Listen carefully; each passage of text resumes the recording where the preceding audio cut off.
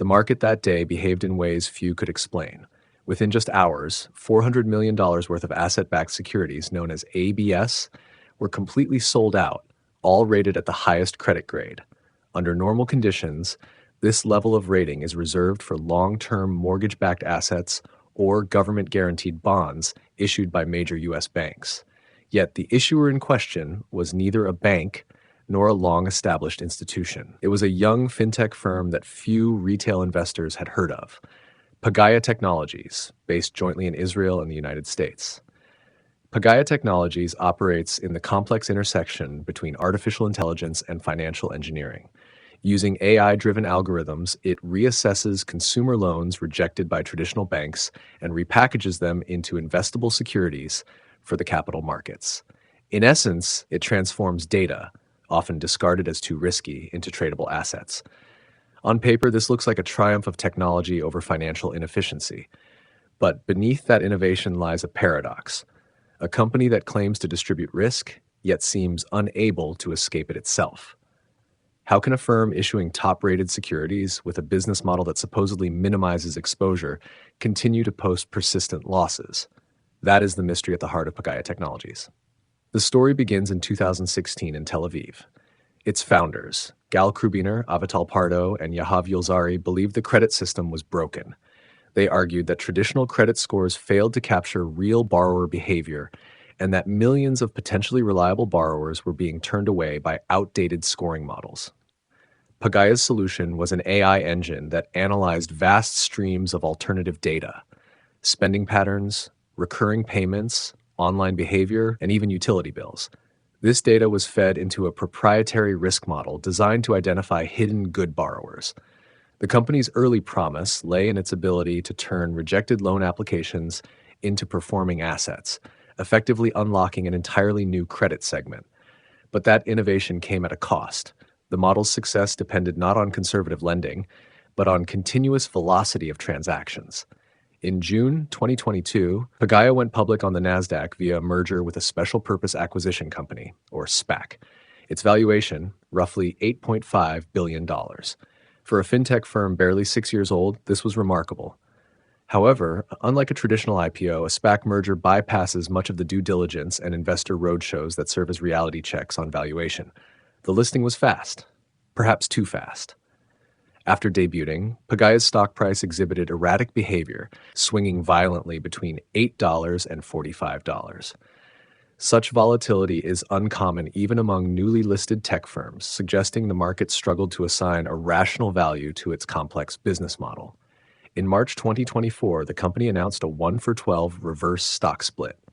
Normally, such moves are reactive measures, used when a company's share price falls below an exchange's listing threshold. Yet, Pagaya's stock remained in the double digits, comfortably above delisting danger. Why, then, take that step? Analysts speculated that the decision aimed to psychologically manage market perception, tightening the float and projecting strength to institutional investors. In short, it was an optical adjustment, a message of control rather than necessity. By 2025, Pagaya had entered a phase of rapid expansion. In February, it signed a forward flow agreement worth up to $2.4 billion with Blue Owl Capital, committing the investor to purchase consumer loans originated through Pagaya's AI network over the next 24 months. Then in July, the company struck another $2.5 billion agreement with Castle Lake, a global private investment firm specializing in structured credit. In total, Pagaya secured approximately $5 billion in funding capacity in less than half a year.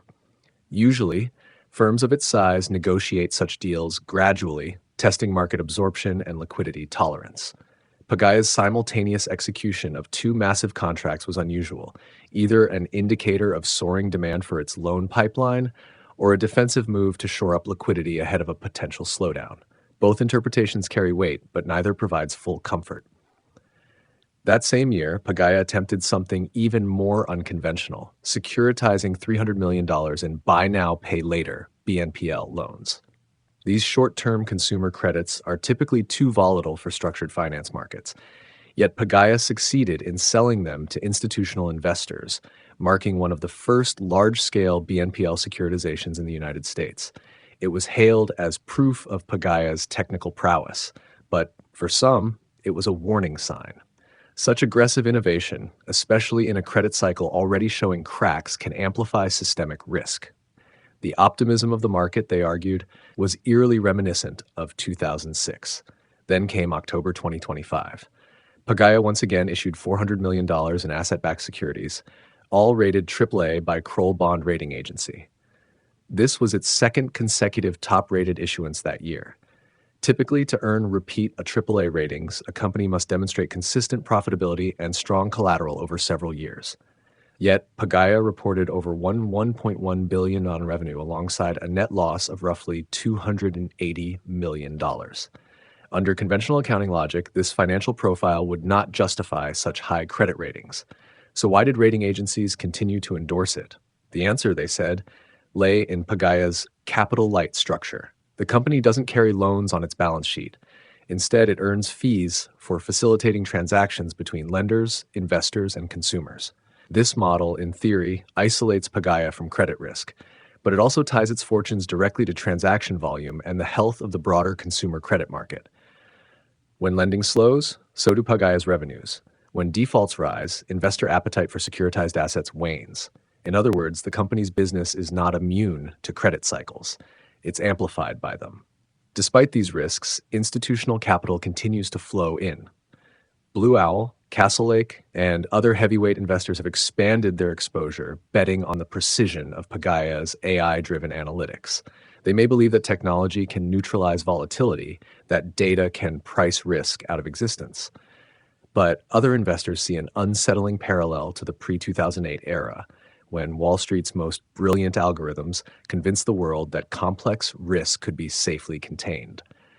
That illusion ended in collapse. And it's precisely that echo which makes Pagaya Technologies one of the most fascinating and potentially fragile stories in modern fintech.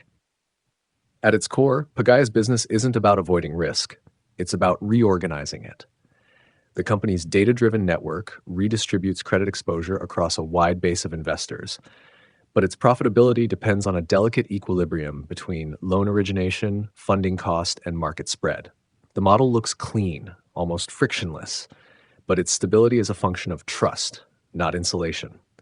A small shift in market confidence could ripple through its entire structure. For investors, two questions are paramount. First, how stable is Pagaya's funding pipeline?